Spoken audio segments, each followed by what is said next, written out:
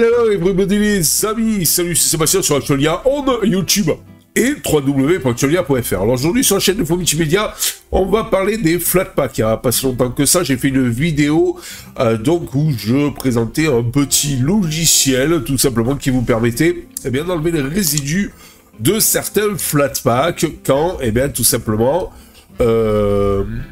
vous les installez. Voilà, ils peuvent parfois laisser des petits résidus, et donc ce petit logiciel vous permettez tout simplement de les désinstaller. Grosse polémique que voilà, c'est reparti. Vous savez que sur Actualia Tech, je dis ce que je pense, et là, je vais vous dire vraiment le fond de ma pensée. Certains se sont offusqués sur les Flatpak, c'est quoi cette merde, et tout ça, etc. Il faut pas installer cette cochonnerie, et tout ça. Alors, je pars du principe que les Flatpak sont vraiment, pour moi, une révolution dans le domaine donc du monde du libre et de Linux. Tout simplement parce que, ok, ça peut avoir un moindre intérêt sur Manjaro ou Arch Linux, parce que vous avez les dépôts AUR qui compensent, et c'est vrai que la communauté est très importante là-dessus, où elle, en fait, plus ou moins tous les paquets qui sortent, vous les avez plus ou moins, donc au minimum dans les dépôts normaux, ou alors dans les dépôts normaux, ou alors dans les dépôts AUR. Mais pour les autres distributions qui n'ont pas la chance d'avoir une Logitech aussi étoffée, vous avez les Flatpak. Pour les autres distributions qui veulent malgré tout certains logiciels à jour, vous avez les Flatpak. Alors les Flatpak, comment ça marche? C'est un paquet universel en fait, et tout simplement qui vous permet donc de pouvoir avoir les Flatpak, c'est une technologie utilisée donc dans l'écosystème Linux pour la gestion et le déploiement d'applications. Voilà, tout en garantissant en plus de plus. Regardez, je vois pas pourquoi, il y a ce truc, la Flatpak, ça garantit la sécurité grâce à l'isolement. C'est-à-dire qu'en fait, c'est comme des sandbox. C'est-à-dire qu'en fait, chaque Flatpak ouvert, ne va pas modifier le système et tout ça. Non, il a son petit écosystème avec ses librairies intégrées et tout. Alors, je vois pas où est le problème. Cette approche, donc, permet aux utilisateurs de profiter, franchement, d'une expérience d'application plus cohérente, de gérer facilement les dépendances. Et oui, parce que là aussi, vu que toutes les dépendances qu'a besoin le logiciel sont directement dans le Flatpak, des fois, vous êtes, allez, il manque une dépendance, il faut l'installer et tout. Là, tout est impeccable. Voilà, et c'est complètement indépendant de la distribution Linux qu'il utilise. Franchement, mais que du bonheur! Alors, il y en a qui vont dire oui, mais ça prend beaucoup de place. Un peu plus de place qu'un paquet traditionnel, par exemple. Si vous êtes sur Debian, Linux Mint ou Ubuntu ou autre dérivé, c'est vrai que un paquet Deb prend moins de place à l'installation qu'un Flatpak. Mais un Deb pris ailleurs que sur le store pourrait éventuellement verrouiller votre système. Parce qu'il n'est pas sandboxé. C'est-à-dire qu'en fait, il n'est pas dans un conteneur. Il fait ce qu'il veut, il peut aller faire ce qu'il veut sur le système. Généralement, il faut valider tout ça. Mais il y en a qui valident sans savoir trop ce que c'est. Voilà. Alors, cette vidéo donc explore en détail ce qu'est le Flatpak. Comment il fonctionne et comment il est utilisé, donc tout simplement dans votre environnement Linux, sur votre distribution Linux, quel que soit le DE, quel que soit l'environnement Linux, quelle que soit la distribution Linux, je veux dire, en fait, ça s'installe très facilement un Flatpak. Voilà, il faut installer 2-3 lignes de commande et c'est terminé. Et en plus, vous avez le FlatHub, qui est un store qui vous permet d'aller chercher tout un tas d'applications. Alors Flatpak est un logiciel conçu donc pour simplifier la distribution et l'exécution d'applications sur diverses distributions Linux. Il s'agit d'un système de paquets universel qui vise donc tout simplement à résoudre le problème des dépendances et des variations entre les distributions tout en offrant un environnement isolé pour les applications. Cette isolation, également appelée sandboxing, permet aux applications de fonctionner sécurisées, de manière sécurisée, sans affecter le reste du système. Donc, c'est sécurisé, et en plus, vous pouvez afficher les dernières versions via un système d'upgrade complètement indépendant donc, de l'upgrade système traditionnel. C'est-à-dire, vous pouvez être sur une distribution LTS, à long terme, vous avez tous les paquets système et tout ça, etc., qui sont, ce qu'ils sont, mais malgré tout, vous pouvez avoir la dernière version, par exemple, de PCV, en Flatpak. Voilà. Ça aussi, l'avantage, puisqu'il a toutes ses dépendances, il a tout directement, donc dans son conteneur. C'est le top. Vous pouvez, pour ceux qui aiment les systèmes stables et qui ne veulent pas les toutes dernières versions, mais qui aimeraient quand même la dernière version d'un logiciel bien sympa parce qu'il y a des fonctions qui leur plaisent, eh bien, vous n'êtes pas obligé de passer sur la dernière version de tout. Vous pouvez juste passer sur la dernière version du logiciel. Voilà. Donc, c'est quand même assez relativement sympa. Alors, comment fonctionnent les Flatpak? C'est tout simple. Les applications Flatpak sont empaquetées avec toutes les dépendances, comme je vous expliquais tout à l'heure, dont elles ont besoin pour s'exécuter. Elles réunissent ainsi un environnement cohérent et isolé de votre système Linux. Cela signifie que les applications ne dépendent pas des systèmes de bibliothèque existants. C'est-à-dire, comme je vais me répéter, si vous êtes sur une LTS où vous avez des dépendances peut-être un petit peu obsolètes par rapport à la dernière version d'un logiciel, vous avez besoin des dernières dépendances, pas de problème. Il va vous télécharger le logiciel, toutes les dépendances qu'il faut, dans un conteneur qui va exécuter complètement indépendant du système. C'est quand même pas mal. Alors ça évite les conflits potentiels et garantit que l'application fonctionnera de la même manière, quel que soit l'environnement Linux dans lequel il est exécuté. Et oui, ce qui veut dire que un Flatpak sera compatible avec n'importe quelle distribution Linux.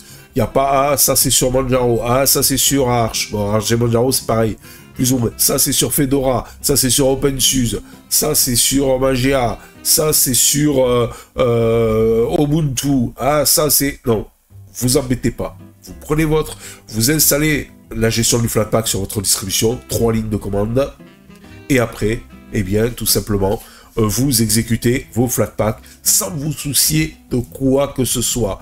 Un peu comme Windows. C'est le mauvais exemple, Windows. Un peu comme macOS, où vous prenez une application, vous double-cliquez dessus, et boum. Parce que macOS, c'est un peu le même principe aussi. Hein. C'est un empaquetage, hein, avec tout ce qu'il a besoin dedans. Hein. Voilà. Donc, ils ont un peu repris le système de macOS, et moi, je trouve ça génial. Mais il y a encore des réfractaires qui vous diront que non, que c'est pas bien, et tout ça. Soit, si vous êtes sur Manjaro Arch, c'est vrai, parce que vous avez un peu tout ce que vous voulez. Quoique, PTV sur Arch fonctionne moins bien en dernière version compilée que la même version donc de PTV en version Flatpak. C'est pour ça que la dernière fois j'avais testé ça sur Manjaro et c'est pour ça que malgré tout j'avais activé les Flatpak sur Manjaro pour avoir la dernière version de PTV qui elle fonctionne et qu'elle fonctionnait que sur donc en fait la version Flatpak. Donc vous voyez quelque part, regardez Monsieur Linux Mint qui dans ses dernières versions a même géré l'upgrade à travers son logiciel de mise à jour pour upgrader les Flatpak et la version des Flatpak, des logiciels Flatpak. Voilà. Donc c'est quand même assez sympa. Comme Monsieur Canonical le fait avec les slaps. Alors, les avantages et les inconvénients. Bah ouais, tu Flatpak. C'est bien joli, tu vois, mais c'est quoi les avantages? Ben, les avantages des applications Flatpak sont nombreuses, hein, franchement. Hein. Ils sont nombreux, hein, plutôt nombreux, les avantages des applications Flatpak. En plus de résoudre le problème des dépendances, elles permettent aux développeurs de distribuer leur application de manière indépendante des dépôts officiels des distributions Linux. Ouais, ben alors, ils mettent sur leur site internet, le site de l'éditeur de l'application, ils mettent leur Flatpak, et ils savent que toute personne plus ou moins aguerrie qui aura installé le système Flatpak ou qui a installé d'office sur certaines distributions, eh bien, ils pourront directement récupérer le Flatpak, clac, clac, l'installer sans aucun souci. Et ça, c'est pas mal, parce qu'ils n'ont pas besoin de le compiler pour toutes les distributions et tout. Et d'ailleurs, regardez, il y a des distributions immuables, un truc comme ça, je crois que ça s'appelle, qui vont fonctionner de ce côté-là. C'est-à-dire vous avez le système, mais toutes les applications viendront donc du Flatpak. Je pense que il y a 3 systèmes à l'heure actuelle. Il y a le Slap, développé par Canonical, comme d'habitude, monsieur s'amuse toujours à faire donc en fait les choses de son côté. Vous avez le Happymage et vous avez le Flatpak. Alors, l'inconvénient du Slap, c'est qu'il est un peu plus long à l'installation. Pas à l'installation, à l'exécution. Par contre, il s'installe un peu plus rapidement. Et il y a besoin que d'installer un seul truc qui s'appelle SlapD pour avoir les snaps. L'avantage, donc l'inconvénient, c'est qu'il est moins bien distribué que le Flatpak. L'avantage du Flatpak, c'est qu'il est beaucoup plus distribué, il est beaucoup plus, c'est un peu plus ou moins le format donc de pack universel adopté. Et vous avez l'Happymage, car l'inconvénient, c'est que pour les mises à jour, il faut aller réinstaller à chaque fois le nouvel Happymage. Donc ça, c'est un petit peu embêtant que le Slap et Flatpak vous permettent d'avoir les mises à jour directement via le système de mise à jour, si c'est prévu, donc de la distribution. Ça, c'est quand même top. Alors, ça permet aux utilisateurs d'accéder rapidement donc aux dernières versions des applications sans attendre que les développeurs officiels les mettent à jour. Eh oui, c'est ce que je vous disais. Mais vous pouvez, certaines distributions, à partir donc du gestionnaire de mise à jour, on peut les mettre à jour quand même, on peut les mettre à jour. Donc ça, c'est quand même relativement sympathique. Alors, cependant, il y a aussi quelques inconvénients. Eh oui, les applications Flatpak peuvent être légèrement plus lentes à démarrer. Alors, légèrement plus lentes à démarrer en raison de l'isolement et de l'emballage de dépendance. Et oui, parce que, donc, automatiquement, ils emballent tout pour pas qu'il y ait de soucis, pour pas qu'ils aient besoin d'aller chercher des dépendances ailleurs et tout ça. Tout est mis dans un empaquetage et au moins, il va chercher dans cet empaquetage tout ce qu'il a besoin. Et bien sûr, la personne qui a fait le Flatpak a tout prévu à l'intérieur. Alors, ça met peut-être un poil plus de temps à s'exécuter qu'une application traditionnelle. Maintenant, avec les SSD, ça se voit pas beaucoup. Les snaps sont plus longs, par exemple, à s'exécuter que les Flatpak. Par contre, alors, il y a aussi un truc, c'est que, c'est vrai, c'est le stockage. Alors, elles peuvent occuper plus d'espace disque, car elles incluent toutes les bibliothèques nécessaires. Donc, mais, franchement, au prix des SSD, surtout à l'heure actuelle, ou qui sont tombés bien bas, les gars, si vous avez que 128 Go par exemple, bon, prenez un 256 ou un 512. Regardez les prix sur Amazon et autres, et vous verrez que c'est pas très cher, vous changez votre SSD, et on n'en parle plus. Mais malgré cela, donc en fait, c'est quand même bien sympa, et en plus ça rime, donc les Flatpak. Voilà. Ben oui, parce que, allez, même si elle met un quart de seconde ou une seconde à démarrer moins vite qu'une application normale. L'avantage, c'est que, allez, même si elle prend un peu plus de place, l'avantage, c'est que vous êtes sûr que vous avez tout ce qu'il faut sur votre distribution, parce que beaucoup d'applications natives, en fait, ont besoin des dépendances, mais l'éditeur, quand il a créé par exemple son APK, non, mais son DEB, il s'est dit, oui, dans la distribution, Ubuntu, par exemple, il a géré ça pour Ubuntu, dans la distribution, les dépendances, telle dépendance, elle y est. Donc, j'inclus pas ça dans mon DEB. Le problème, c'est que peut-être qu'il est dans Ubuntu GNOME, ce qui m'est arrivé à une époque, un problème avec Chrome, où c'est vrai que si vous preniez Ubuntu GNOME, ça marchait super bien, mais en fait, vous preniez ce même Chrome, ça fait un petit moment de ça, hein, c'est pas il y a quelques jours, et vous prenez ce même Chrome, vous voulez l'installer sur du KDE, sur une Ubuntu, ça marchait pas, parce que, donc, il n'y avait pas certaines dépendances. Voilà, tout simplement. Alors pour utiliser des applications, donc Flatpak, rien de plus simple. Les utilisateurs, donc, vont se tourner vers des applications, des outils graphiques, tels que la Logitech Glom, ou le gestionnaire de paquets spécifiques comme FlatHub, ou même le gestionnaire de paquets de Monsieur Linux Mint, qui gère les Flatpak, qui a enlevé tous les snaps, et qui a dit, nous, c'est le Flatpak. Il faut dire ce qui est, c'est quand même le système de paquets le plus utilisé. FlatPub, donc, est le dépôt principal pour les applications Flatpak et offre un large éventail d'applications populaires. Sachant que le FlatPub, vous l'avez même directement via le web. Voilà. Donc c'est quand même assez sympa. En ajoutant donc FlatHub comme source de logiciel, bien, les utilisateurs peuvent installer et mettre à jour des applications Flatpak en toute simplicité, soit à partir de l'interface graphique, soit en ligne de commande. C'est pas bon la vie? Alors, franchement, avec tous ces avantages, vous êtes encore réfractaire au Flatpak, c'est que les mecs, comment vous expliquer ça? Vous faites partie de la préhistoire. Vous êtes hors utilisateur de Manjaro Arch Linux. Mais si vous êtes sur Debian, Ubuntu ou autre, et vous êtes contre les Flatpak, vous faites partie de la préhistoire. Voilà, et avec des gens comme vous, on n'avancera pas sur Linux. Voilà, parce que c'est quand même quelque chose de révolutionnaire. C'est le paquet universel, c'est un paquet qui peut s'installer sur n'importe quelle distribution. Que du bonheur, qui se met à jour. Vous avez la plupart du temps les dernières versions des logiciels. Qu'est-ce qu'il vous faut de plus? Oh, ça met un quart de seconde à démarrer en plus. Qu'est-ce que vous en avez à foutre? Oh, ça prend un peu plus d'espace sur mon disque. Qu'est-ce que vous en avez à foutre? Maintenant, regardez le prix des SSD. Oh oui, mais c'est un peu plus long à télécharger. De plus en plus, on a du haut débit et de la fibre. Non, mais voyez l'avenir, les gars, voyez l'avenir. Il y a beaucoup, je trouve, d'utilisateurs Linux. Voilà, j'ai une petite poussière là.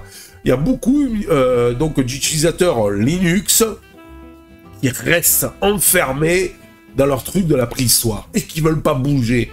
Ça me fait penser à une mamie depuis donc tout le temps. Et ben elle a fait sa soupe avec tel ingrédient, tel ingrédient, tel ingrédient.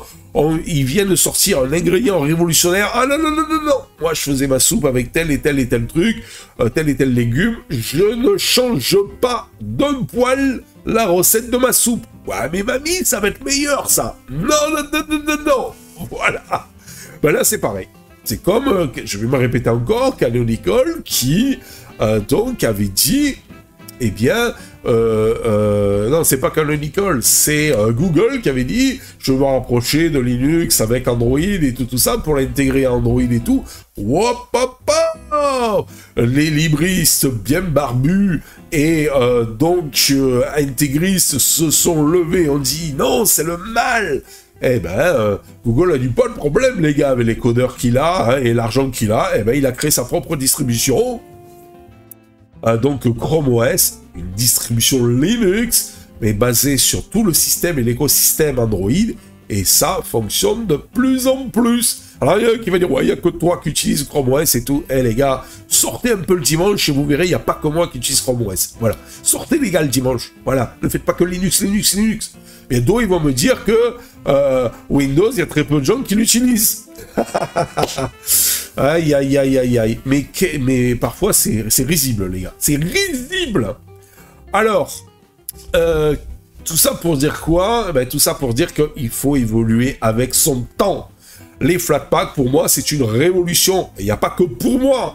De plus en plus, regardez, il y a même monsieur Clément Lefebvre de Linux Mint, mais le mec, il a misé énorme là-dessus. Voilà. Il a dit les snaps, même si je suis basé sur Ubuntu, les snaps, pour moi, non, c'est que du Flatpak. Et il a tout fait pour pousser le Flatpak, avec même les mises à jour automatiques via son système de mise à jour graphique. Des Flatpak. En plus des paquets normaux. Eh les gars, faut pas rigoler quand même, faut pas déconner. Alors, moi je pars d'un principe que continuez comme ça, dans cette mentalité, et vous irez pas loin. Voilà. Regardez, Windows, lui, il a surfé sur la vague, hein. Ah ouais, il y en a qui aiment bien les logiciels sur Linux. Je vais faire un sous-système Linux. ah ouais, vous aimeriez bien, Google avait dit à Linux, ouais, ça serait bien que ben, je rende compatible les applications Android avec Linux. Oh là là là là, ils ont dit, eh ben Windows a dit, ben ouais, moi, oui. Windows, donc, compatibilité avec les applications Windows, compatibilité avec les applications Linux, Windows, compatibilité avec les applications APK, donc les applications Android. Il y a 2 sous-systèmes. Et qui marchent du feu de Dieu. Eh ben voilà. Il a tout compris. Et en plus, logiciel qui s'appelle MyTelephone, ou maintenant je crois que c'est Téléphone, qui gère votre téléphone nickel Android. Avec la gestion des appels, la gestion des photos, la gestion des messages, MMS, SMS, et tout. Et vous pouvez recevoir les SMS, MMS, y répondre, recevoir les appels, et en émettre directement tout ça sur votre ordinateur. Eh les gars, pendant que, encore, eh bien, chez Monsieur Linux, on est en train de se masturber le cerveau. Ouais, est-ce que Google, c'est pas le mal, il faut l'enlever de tout, et tout ça, etc., etc. Ouais, c'est comme il y en a qui me font rire quand ils enlèvent toutes les applications Google, tous les systèmes Google, donc en fait, d'Android. Ouais, mais le problème, c'est qu'il y a certaines applications qui marchent plus sans les G-Apps, n'est-ce pas? Alors, moi je pars d'un principe, il faut arrêter quand même d'être... voilà, à un moment, il faut arrêter. Voilà. Sinon, ça va la peine, on se coupe du monde, ça je l'ai souvent dit. Alors je sais, Seb, ce que tu dis là, peut-être, ça va pas plaire à tout le monde. Mais comme j'ai dit dans une vidéo, il n'y a pas si longtemps que ça, sur ma philosophie de faire des vidéos, moi je suis vrai. Vous saurez toujours ce que je pense des choses, voilà. Ça plaît, c'est bien, ça plaît pas, tant pis, on peut pas plaire à tout le monde. Mais au moins, je dis ce que je pense. Donc, pour conclure cette vidéo, si vous le voulez bien, en somme, les Flatpaks sont une solution innovante, je dis bien innovante, pour la distribution d'applications sur Linux, offrant un moyen de réduire les problèmes liés aux dépendances et d'assurer une sécurité des applications grâce à l'isolement, le sandboxing, comme on appelle. Bien qu'il présente quelques inconvénients, tels qu'un léger ralentissement au démarrage, je suis bien léger quand même hein, sur les Flatpaks, hein. Et une taille de disque plus importante, soit, c'est normal, il faut y mettre toutes les librairies et les dépendances. Les avantages qu'ils permettent en matière de distribution, d'accessibilité et de sécurité en font une option intéressante pour les utilisateurs de Linux. Eh oui, mettez-vous à la place d'un dev, il n'a pas à compiler et à envoyer dans les dépôts officiels de chaque distribution son application. Le mec qui fait un Flatpak, éventuellement les gars de Arch et Manjaro, ben eux, ils vont le récupérer et puis le coder pour leur distribution, et puis voilà. Le mec, il a rien à faire d'autre. Un paquet, et c'est universel avec toutes les distributions. C'est comme si sur Windows, le gars crée un logiciel, mais il faudrait qu'il fasse 10 milliards de paquets parce que Windows est décliné en tout un tas de versions. C'est comme si sur Mac, le mec devrait faire donc un paquet, recoder un paquet en plusieurs versions parce qu'il y a 10 milliards de versions de macOS. Ben non, il y a une version de macOS, il y a une version de Windows. Bon, il y a les versions pro et tout, mais on s'en fout, c'est la même version. Il n'y a que des trucs en plus ou en moins. Et donc, le mec, il fait un exe, ça fonctionne. Voilà. Il fait un DMG sur Mac, ça fonctionne. Ben là, c'est le même principe sur Linux. Quelle que soit la distribution Linux, le mec, il récupère il installe d'abord, donc, une fois la gestion du Flatpak, et après, il récupère son Flatpak, il installe, et c'est tout. Les mises à jour se font automatiquement et tout, c'est le pied total.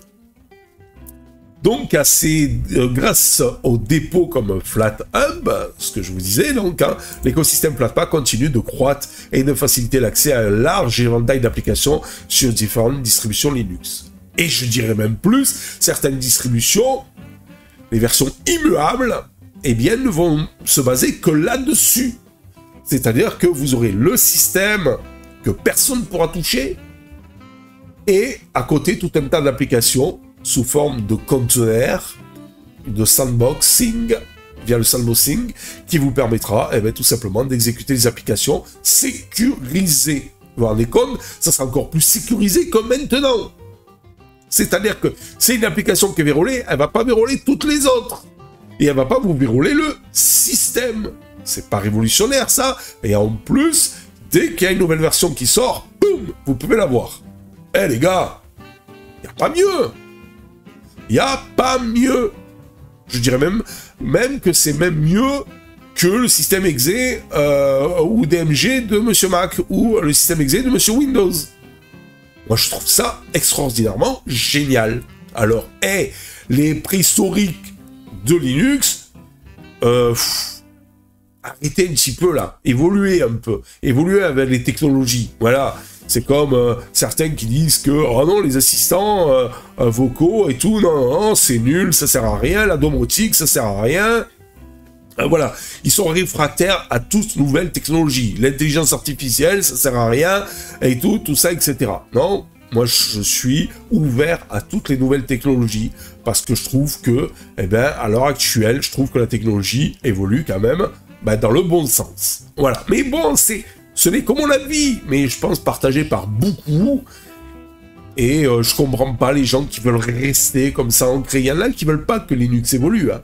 Il y en a qui veulent que Linux, ça reste comme c'est là maintenant. Et tout ça. Et jusqu'à temps que ça vivote et après que ça meurt. Voilà. Et à côté, vous avez Chrome OS qui, voilà, en part de marché. Et me dites pas oui, mais c'est très peu utilisé. C'est pas vrai. C'est pas parce que vous et vos voisins, vous l'utilisez pas que truc, moi j'en vois plein de plus en plus des gars qui utilisent Chrome OS, de plus en plus d'étudiants, de plus en plus même de gens qui utilisent Chrome OS, même sur mon canal Telegram, il y a de plus en plus de gens, il y a même certains qui s'y ont mis, voilà, donc à Chrome OS. Alors faut arrêter un petit peu, les gars, faut sortir le dimanche, faut sortir là de votre cocon, et vous verrez que vous n'êtes pas le centre du monde de Linux, voilà, et ni Windows d'ailleurs, ni macOS, il y a maintenant Chrome OS aussi, voilà, tout simplement. Allez, sur ce, j'arrête de m'énerver un petit peu, et je vous dis ciao pour une prochaine vidéo. Bye bye. Si vous avez aimé cette vidéo, abonnez-vous, mettez un pouce en l'air, et partagez cette vidéo, merci, cela fait toujours plaisir.